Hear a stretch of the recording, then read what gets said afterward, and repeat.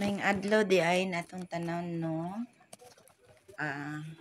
Pagbalot ko akong pangregalo sa akong ihado kay kaslo na siya.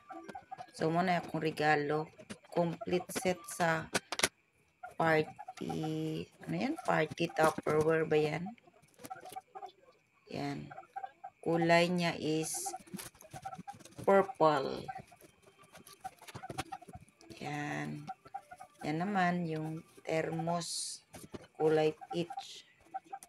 Ganda niya. So, lagyan natin ng scotch tape para safety. Then, ipasok na naman natin sa carton.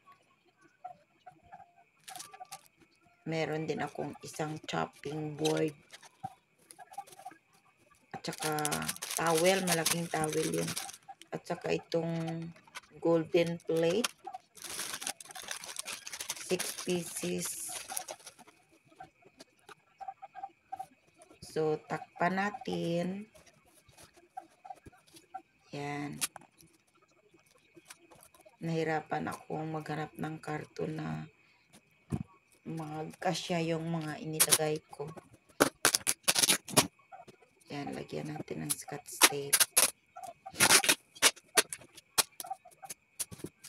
Para safety talaga. Then, lagyan natin ng pang-cover na pang-wedding. Lagyan natin ng scotch tape para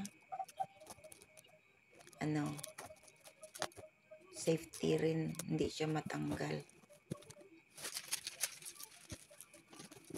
Yan. Kabila na naman. Nahirap din magbalot. Hindi kasi pwede ipabalot doon sa binilan ko. Kasi malaki. Marami din ang laman.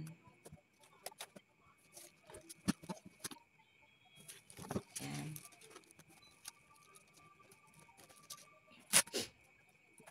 Itupit natin. Tsaka lagyan na naman natin ng scotch tape yan. Para hindi matanggal. Yan.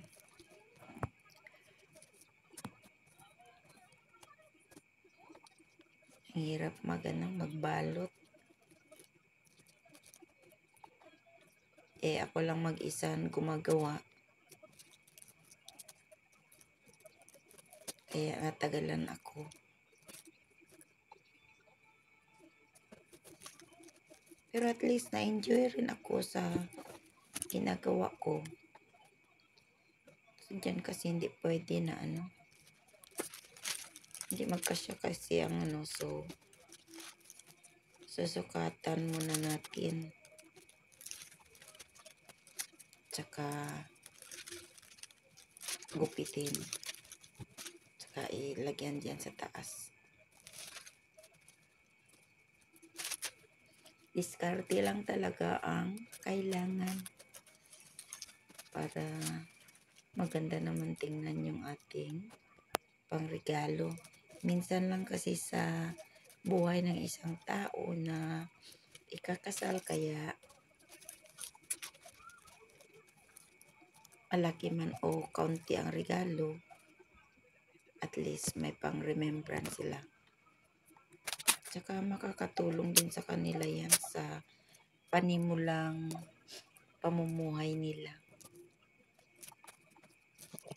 Oo nga, mabili yan nila, pero mas maganda kasi yung may regalo din tayo sa mga taong ikakasal o kaya mag-birthday, kasi mababaw lang ang kaligayahan ng tao Malaki man o maliit ang regalo mo sa kanila, at least malalaman nila na mahal mo sila. At saka importante ang presensya mo. Actually, kung sa akin lang hindi importante ang regalo, pero Mas maganda talaga yung may regalo ka, di ba? Plus, plus presensya mo. So, yung riregaluhan mo, matutuwa kasi nandun ka mismo na magbibigay ng iyong gift para sa kanila, para sa panimula nilang pamumuhay. Yan.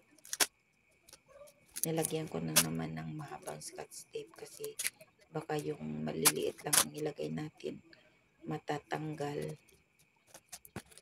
Yan.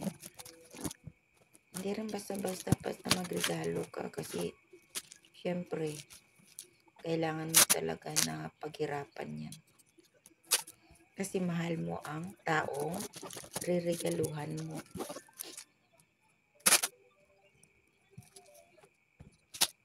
Ninang din kasi ako nito.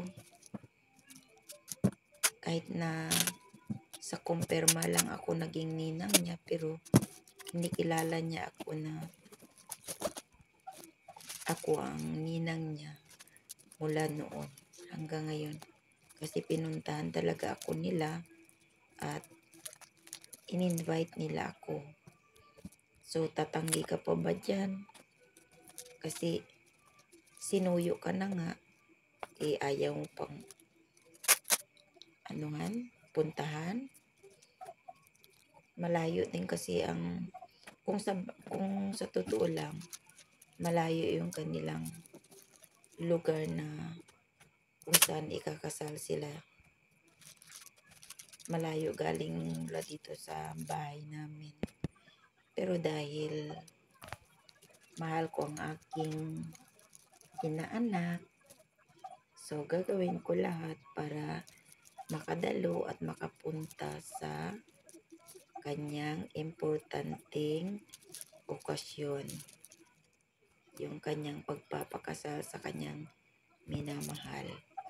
Actually, kung tutuusin, makabili sila ng mga bagay-bagay na ganito, mas higit pang maganda sa ibibigay ko. Pero iba kasi yung meron ka talagang regalo maliban sa financial, at least pagkatapos kasal, pwede nilang gamitin.